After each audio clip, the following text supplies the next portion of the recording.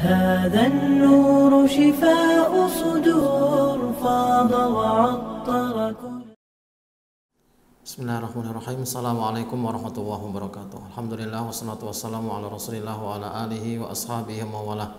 Ikhwan fillah yang berbahagia rahimani wa rahimakumullah. Allah Subhanahu wa taala menitipkan kepada kita para orang tua untuk mendidik putra-putri kita yang pada hakikatnya putra dan putri yang Allah Subhanahu wa taala titipkan kepada kita itu adalah kekuasaan Allah Subhanahu wa taala. Allah Subhanahu wa taala mengingatkan kita, lillahi mulkus samawati wal ard yakhluqu ma yasha yahabu liman yasha'u inasa wa yahabu liman yasha'u dzukur.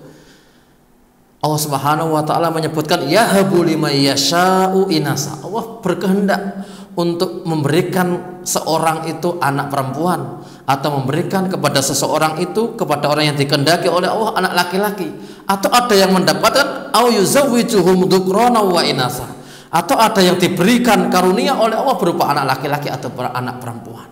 Tapi perlu kita ingat bahwa anak-anak yang Allah Subhanahu wa taala berikan kepada kita, yang Allah titipkan kepada kita, itu dikategorikan di dalam banyak ayat bisa terkandung di dalamnya 4 hal.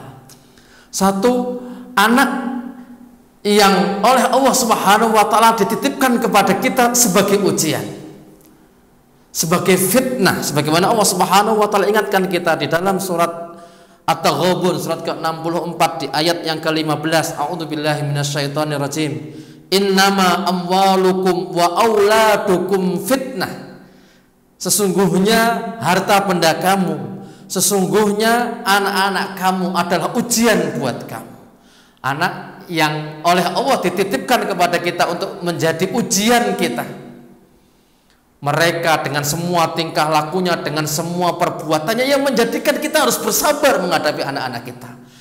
Bisa jadi Allah Subhanahu wa taala berikan kepada kita anak untuk menguji kita.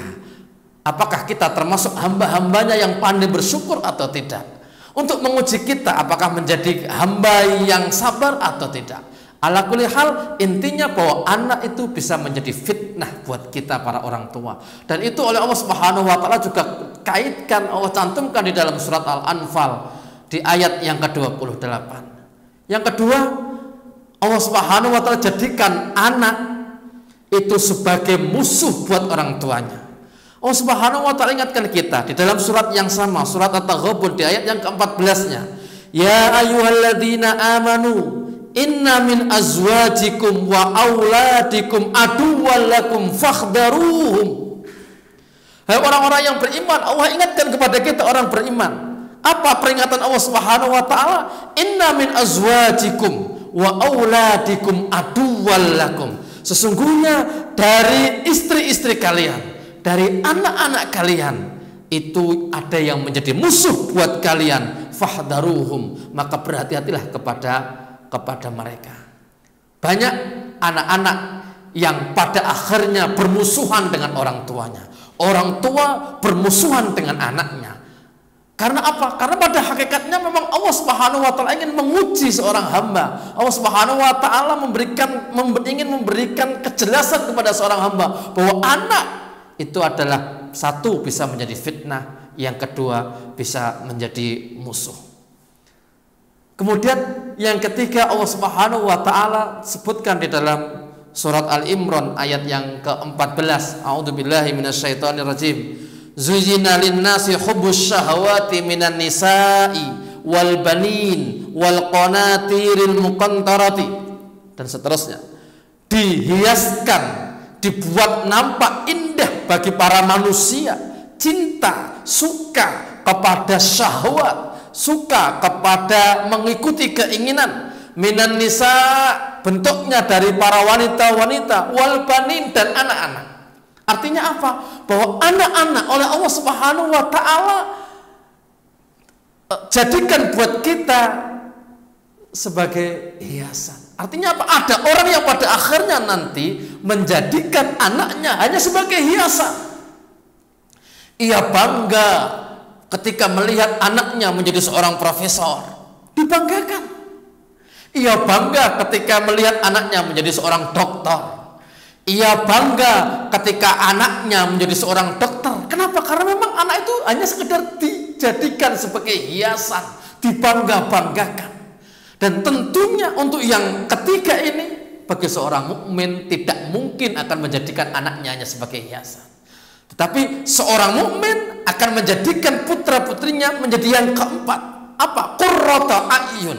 Qurratu a'yun. Menjadi penyejuk pandangan orang tua, menjadi anak-anak yang soleh, anak-anak yang solehah. Rabbana hab lana min azwajina wa dzurriyyatina qurrata a'yun waj'alna lil muttaqina imama. Anak-anak menjadi hiasan yang menjadi qurratu a'yun orang tuanya. Anak-anak yang senantiasa taat kepada Allah dan Rasulnya, yang senantiasa mengedepankan urusan Allah dan Rasulnya. Anak-anak yang selalu taat kepada kedua orang tuanya. Anak-anak yang selalu memenuhi hak-haknya sebagai seorang anak, selalu memenuhi kewajibannya sebagai seorang anak, dan memenuhi hak-haknya kepada Allah Subhanahu wa taala, kepada Rasulnya. Maka ikhwan fillah yang berbahagia rahimani wa rahimakumullah, ketika Allah Subhanahu wa taala sebutkan di dalam ayat-ayat tadi bahwa anak bisa menjadi fitnah, anak bisa menjadi musuh, anak hanya bisa dibangga-banggakan, dan anak menjadi qurratu a'yun, sejatinya yang menjadikan mereka satu dari empat tadi itu adalah orang tuanya. Bagaimana cara mendidik orang tuanya? Ketika orang tua mendidik dengan dunia, bisa jadi anak akan cinta kepada dunia, anak akan menjadi fitnah, ujian bagi orang tuanya, anak akan menjadi musuh bagi orang tuanya. Ketika cinta kepada dunia, bisa jadi anak hanya bisa dibanggakan di dunia, tetapi di akhirat tidak mendapatkan apa-apa. Tetapi ketika anak dijadikan oleh orang tuanya, dididik terus-menerus tentang agama, tentang Islam, sehingga menjadi qurratu a'yun, itulah pada hakikatnya kebahagiaan bagi seorang mukmin. Itulah pada hakikatnya kebahagiaan bagi seorang yang menyandang status sebagai hamba Allah Subhanahu wa taala di muka bumi ini, menjadikan putra-putrinya qurratu a'yun, selalu taat kepada Allah, taat kepada Rasulnya, dan taat kepada orang tuanya. Mereka senantiasa berbuat baik dalam kehidupannya di dunia. Wallahu a'lam bishawab. Assalamualaikum warahmatullahi wabarakatuh.